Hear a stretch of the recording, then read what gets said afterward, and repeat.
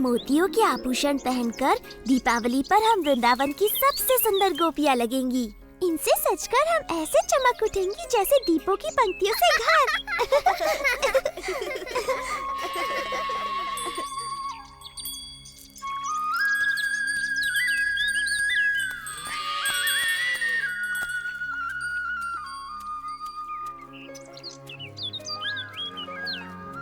तुमने देखा ये लड़कियाँ मुझे किस प्रकार अनदेखा कर रही हैं बलराम? तुम्हारे सुंदर रूप के चकाचौंध में अंधी है मेरे भाई, तभी अनदेखा कर रही हैं। वो तो है ही, पर मेरे विचार से वो नहीं चाहती मैं उनके मोतियों के आभूषण देखूं जो वो दीपावली के लिए बना रही हैं।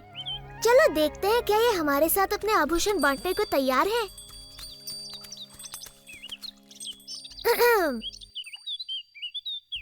तुम्हारे काम में बाधा डालने के लिए क्षमा चाहता हूँ गोपियों, किंतु मैं अपने आप को रोक नहीं पाया। तुम्हारे आभूषणों की सुंदरता मुझे यहाँ खींच लाई। मेरे मित्र भी दीपावली का त्योहार मनाना चाहते हैं। क्या तुम उन्हें अपने कुछ मोती दोगी ताकि वो भी तुम्हारी तरह अपनी सुंदरता बढ़ा सके? मुझे नहीं पता था कि सुबाला और मधु को अपनी सुंदरता का इतना ध्यान है। मैं उनकी बात नहीं कर रहा, मेरा मतलब था हंसी और हरिणी। प्यारी गोपियों, तुम्हें अपने आभूषणों पर इतना अभिमान है कि तुमने इन भोली भाली गायों के साथ अपने आभूषण बांटने की मेरी विनती भी अनसुनी कर दी। तुम बड़े अच्छे हो कृष्णा, पर ये मोती केवल राजा रानियों के लिए हैं। तो तुमने सिर्फ 2 गायों के लिए ही क्यों मांगा? अपनी सारी गायों के लिए मांगना चाहिए था ना। मुझे तुम्हारे सारे मोती नहीं चाहिए ललिता, बस मेरी 2 सबसे प्रिय गायों के सींगों को सजाने के लिए थोड़े से। माफ कर दो कृष्णा, पर मेरे पास तुम्हारी गायों को देने के लिए एक भी मोती नहीं है। ठीक है, रहने दो, इनके लिए मैं मोती ढूंढ लूंगा।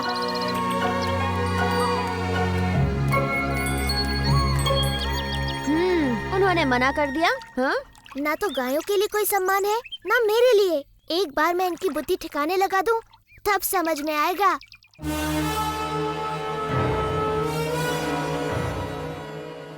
सभी असुर इस प्रयास में प्राणों से हाथ धो बैठे। तुम्हें क्यों लगता है कि तुम मेरे काल को मारने में सफल हो गए? क्योंकि मैं हूँ केशी और मेरे पैरों तले धरती कांप उठती है।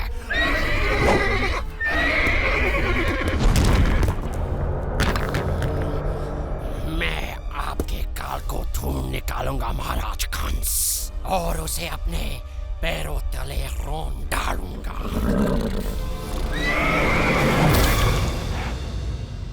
मोतियों का वृक्ष?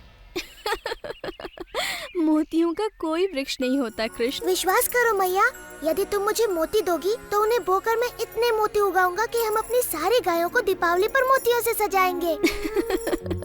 ओ मेरे नन्हे कृष्ण, मोती फलों की तरह नहीं उगते, वो बनते हैं सुदूर समंदर की सीपियों में। प्यारी मैया, मुझे थोड़े से मोती दे दो ना। वचन देता हूँ 3 दिनों में वो उगाएंगे और तुम्हारे पास पहले से कहीं अधिक मोती होंगे। मैं तुम्हें कभी भी ना नहीं कह सकती मेरे दुलारे कृष्णा। मेरी प्यारी मैया, धन्यवाद।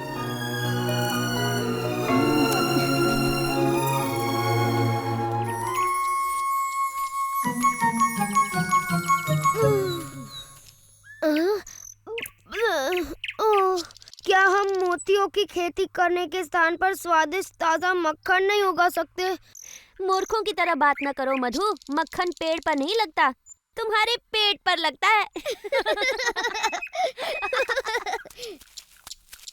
तुमने समाचार सुना रहा था, वृंदावन में सभी एक नए किसान की चर्चा कर रहे हैं। अच्छा, वो जो मोतियों की खेती कर रहा है। तुम मेरे कंगन बोकर मेरे लिए नए कंगन उगा दो ना कृष्ण। एक बार मेरे खेत में मोतियों की फसल आ जाने दो, फिर देखते हैं कि कौन किस पर हंसता है। कृष्णा, क्या हम लड्डुओं की भी खेती कर सकते हैं? नहीं मधु, पर तुम्हारे विचार से एक योजना सूझी है। तुम्हारे और सुबाला के लिए एक काम है।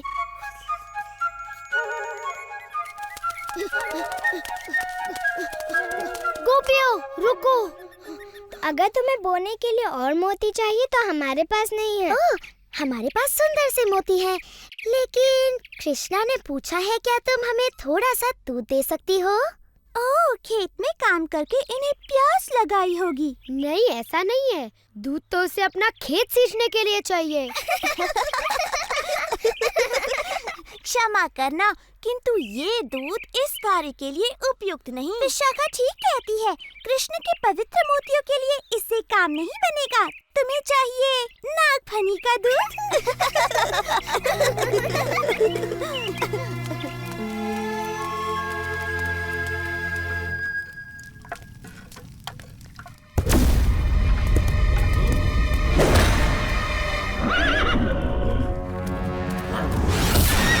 मैंने सुना है तालवन के सिपाहियों के सामने किसी बालक ने धेनुकासुर का वध कर दिया था। क्या ये सत्य है? वो दिखने में कैसा था? उसके बालों में मोर पंख लगा हुआ था, वो पीली पहने हुए था और वो बांसुरी बजाता था।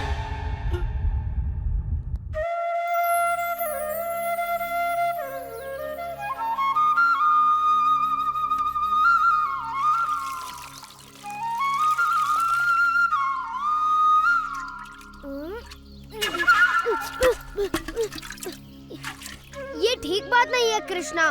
दूध मोतियों के साथ मनुष्यों को भी बढ़ने में सहायता करता है। जितनी इच्छा उतना दूध पी लेना मधु। बस एक बार तुम जैसे गोल मटोल मोती उग जाए। कृष्णा देखो, मोती अंकुरित होने लगे। मोती अंकुरित होने लगे। इनकी सुगंध अद्भुत है। भंवरे भी इनकी सुगंध से मदमस्त हो रहे हैं। ये अद्भुत सुगंध कहाँ से आ रही है? तुम्हारे मोतियों से मैया वो उगने लगे। उग तो रही हैं, परंतु मोतियाँ नहीं, कांटे। कृष्णा देखो, एक मोती खिला। ये तो हमारे कोई मोतियों से कहीं अधिक सुंदर और बड़े हैं। हम धनी हो गए। हम धनी हो गए। ये अवश्य कृष्ण का कोई छल है। ये नकली मोती हैं। मैंने आज तक ऐसे सुंदर मोती नहीं देखे। इतनी सारी मोती, कितनी सुंदर है। इसी का भय था। कृष्ण की मोतियों के सामने हमारे मोती फीके दिखने लगेंगे। अगर हम उसे कुछ मोती मांगे तो वो बिल्कुल भी मना नहीं करेगा। हमारा दुर्व्यवहार देखकर अब वो हमें मोती तो नहीं, ताने अवश्य देगा। इस दीपावली पर हम सबके हास्य का पात्र बनेंगे। ऐसा नहीं होगा। हमें पता है कृष्ण ने मोती कैसे उगाए हैं। ये बड़ा सरल है। हम भी मोतियों की खेती करेंगी। हाँ, और हमारे मोती उसके मोतियों से अधिक सुंदर होंगे। क्या तुम लोग पागल हो गई हो? कृष्णा ने ऐसी सरलता से कर लिया तो क्या तुम भी कर लोगी? उसने तो गोवर्धन भी उठा लिया था, तो क्या तुम भी उठा लोगी? मोतियों की खेती आसान नहीं है, देवताओं के लिए भी। कृष्णा तो हमेशा ही ऐसे चमत्कार करता रहता है। पर क्या तुमने कभी एक भी चमत्कार किया है? मोतियों की खेती कोई चमत्कार नहीं है। इसमें कृष्ण की कोई माया नहीं। वृंदावन की दिव्य भूमि है ही इतनी उपजाऊ। हाँ, हमारे वृंदावन की दिव्य भूमि यमुना के जल की तरह अद्भुत है। हम मोती बोएंगे और दूध के साथ साथ उन्हें घी और माखन से सींचेंगे। तब तो कृष्ण की मोतियों से हमारे मोती कहीं अधिक सुंदर और बड़े उगेंगे। आओ, रुको। बोना ही है तो ये छोटे मोती क्यों? हमारी माँओं के पास बड़े बड़े आभूषण हैं। हाँ, जितने बड़े बीज उतने सुंदर फल। विशाखा, राधा। सच में माँ, तुम्हें इनसे 10 गुना मोती वापस मिलेंगे। घबराओ मत मैया, हमें अच्छी तरह पता है हम क्या कर रहे हैं।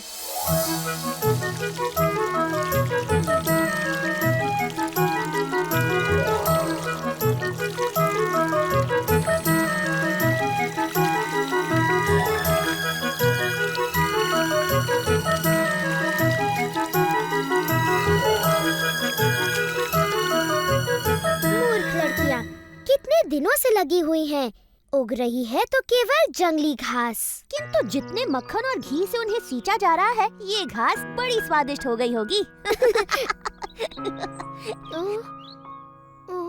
ये तो बड़ी गड़बड़ है। तुम चाहते हो कि उनके भी मोती उगे? नहीं, मैं चाहता हूँ वो घी मक्खन को बर्बाद न करके उनका सदुपयोग करे। कृष्णा, मेरे सच्चे मित्र, क्या मुझे कुछ देर के लिए तुम्हारी धोती, बांसुरी और मोरपंख मिलेंगे? ओह, तुम बड़े चतुर हो मधु। मेरे विचार से लड़कियाँ एक थके हारे मोतियों के किसान के साथ अपना घी माखन अवश्य बांटेंगी।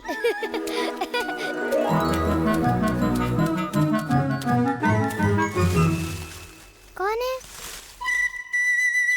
कृष्णा, यदि तुम हमसे हमारे सुंदर मोती मांगने आए हो तो यहाँ से चले जाओ। मुझे अपना मुख दिखाने में भी लज्जा हो रही है।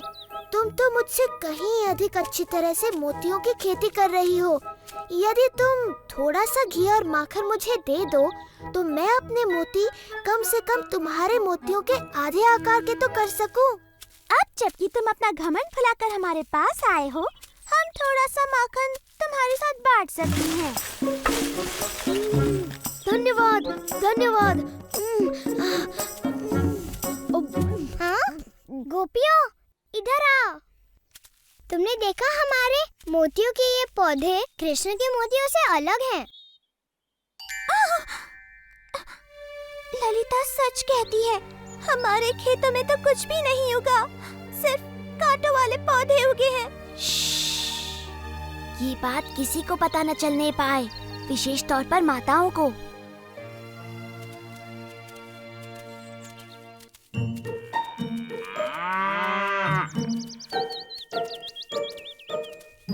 हार्दिक शुभकामनाएं। सुना है तुम्हारे खेत में फसल लहलहा उठी है। अच्छा, तुम्हें किसने बताया? एक नन्ही चिड़िया ने, जिसके पैर में एक कांटा चुभ गया था।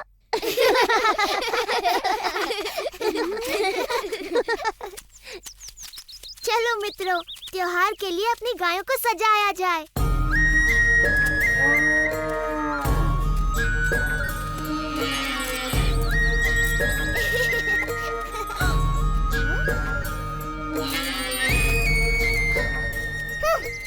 माताओं को जब पता चलेगा कि हमने उनके सारे मोती खो दिए तो वो बड़ी क्रोधित होंगी। मैंने तो पहले ही कहा था, पर तुमने मेरी बात ही नहीं सुनी। ये सब कृष्णा ने किया। मैं समझी नहीं विशाखा। वो झाड़ियों में छुपा था, याद है? उसी ने अपने साथियों के साथ मिलकर हमारे पौधे उखाड़कर उनके जगह कटीले पौधे लगा दिए होंगे। इस बार उसने उत्पात की सीमा लांघ दी है। मैं मैया यशोदा को बताऊंगी। क्या बताओगी राधा?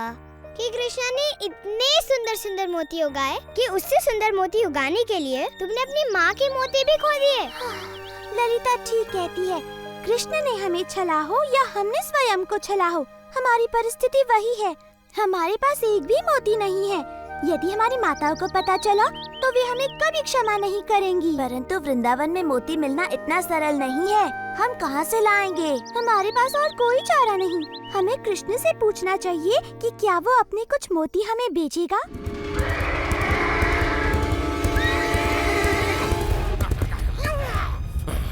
कहाँ है वो बालक?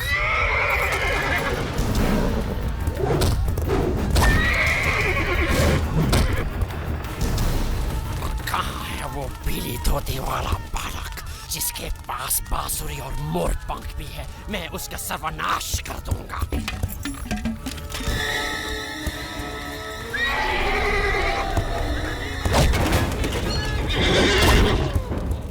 चलो, यमुना चलो। इतना सारा माखन और घी खाकर तो मेरा पेट भर गया। लगता नहीं कि मैं महीने भर तक और कुछ खाऊंगा।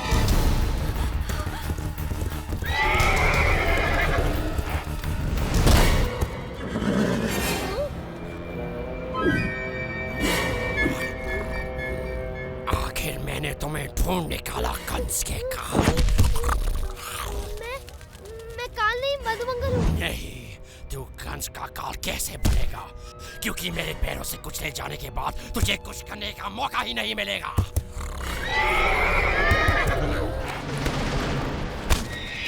तुम जिसे ढूंढ रहे हो वो मैं हूँ।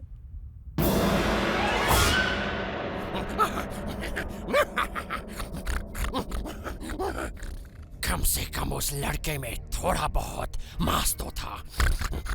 तुझे तो मैं बाएं पैर से ही मार दूंगा बच्चे।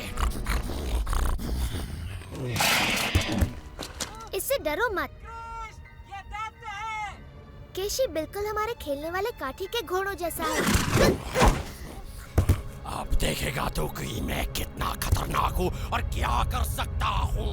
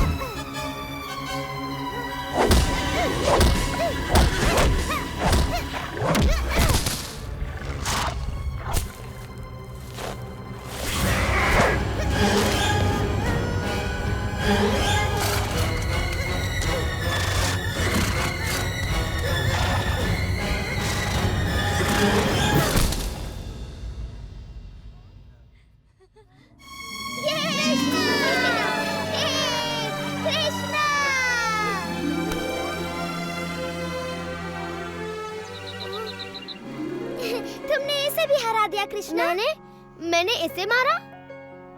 पूरी तरह तो नहीं मेरे मित्र, परंतु भेष बदलकर वीरता पूर्वक इसे मुझ तक तो तुम ही लाए। मैं अब कभी भी तुम्हारा रूप नहीं धरूंगा कृष्णा, चाहे जितना भी घी माखन मुझे खाने को मिले। बहुत सही कहा मधु, ये राय दुरुस्त है।